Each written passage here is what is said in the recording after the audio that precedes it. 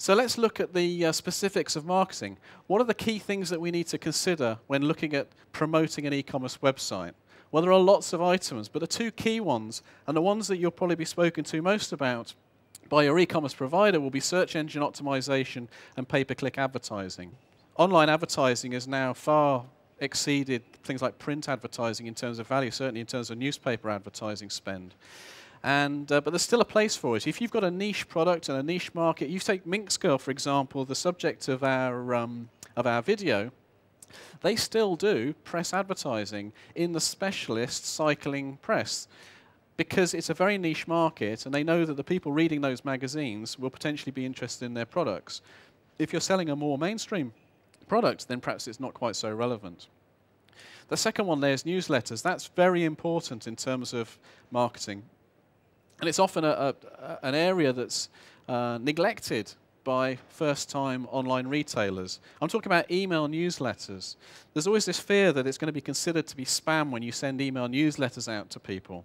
But actually, it's a great way of keeping in contact with your existing customers.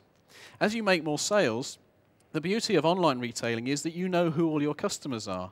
When people come and shop in the high street, they come into the shop, they buy from you, they give you credit card or they give you cash, they walk out, and they're anonymous. You don't know who they are. When they buy from you online, they leave a trail behind. They tell you who they are, they normally tell you where they live. They tell you exactly, they keep a record of exactly what they've bought at any particular time. You can use that information, and using an email newsletter system, you can automate the sending out of relevant news, relevant offers, relevant information to those customers who are likely to come back and buy from you. On-site promotions we touched on slightly as well, and that is using banners within the website. Now, if you had a retail store, you would expect somebody to walk in the door and then you would give them signage to point them to particular products or particular departments. You wouldn't abandon them at the front door, and you should do exactly the same thing on your online retail website. When somebody comes into the home page, you should direct them to different departments, or by using banners, direct them to special offers or products that you particularly want to sell on. And so those on-site promotions become the signage that you would otherwise, or relate to the signage that you would otherwise put in your store. I'm not going to go through all of those because there are so many of them. But one thing that's starting to overlay a lot of this is social networking.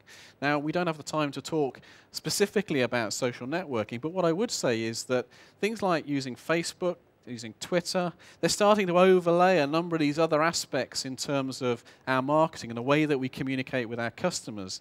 It's early days at the moment to really understand how some of these things are being converted into real commercial value. Here's a results page from Google. I'm sure you're all familiar with this. You've all made searches using the Google search engine. You type something in and a results page comes up.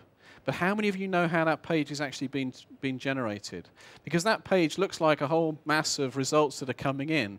It's actually made up of 2 different sections, although it looks like 3. This section down here, these results here are being drawn straight out of Google's directory. These are called the natural or organic search results. Google decides which web pages are being generated as a result of that search. This one's Vandal Shoes. It's a shoe company that sells it's a shoe brand, a ladies' shoe brand you may recognize. The natural search, the #1 result in that is Vandal.com, and that's the brand owner's own website. Well, I think Google's doing a pretty good job because I would expect the brand owner's website to come up as #1. And below that are a series of people selling Vandal shoes. That's that section down there. The other 2 sections, or what look like 2 sections, are actually part of the same thing.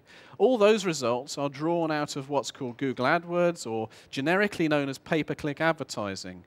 And those results are there because advertisers or website owners have bid for their website to appear in those particular positions. So how do you get your website, and why should you have your website represented in these different areas on the website page?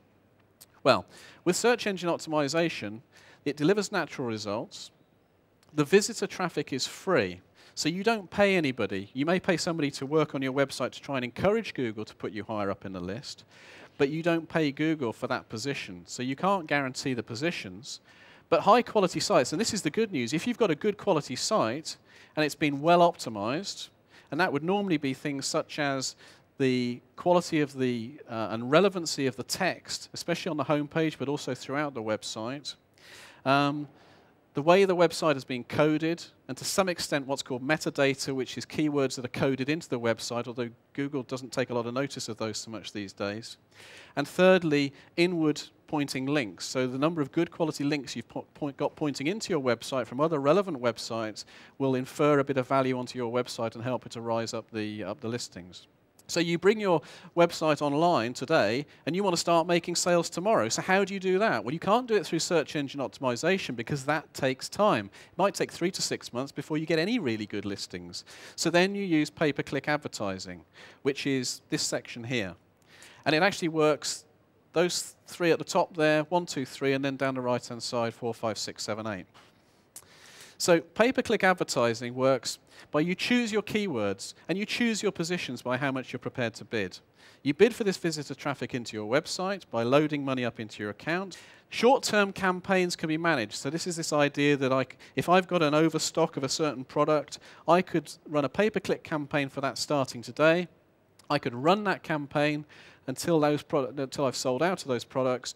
I could switch that campaign off, stop spending money on it, and turn it into spending money on another product or another range where I can sell that product. So it's very flexible, and it can be very effective. And I know a number of e-commerce businesses that have been built on pay-per-click advertising. Here's the key.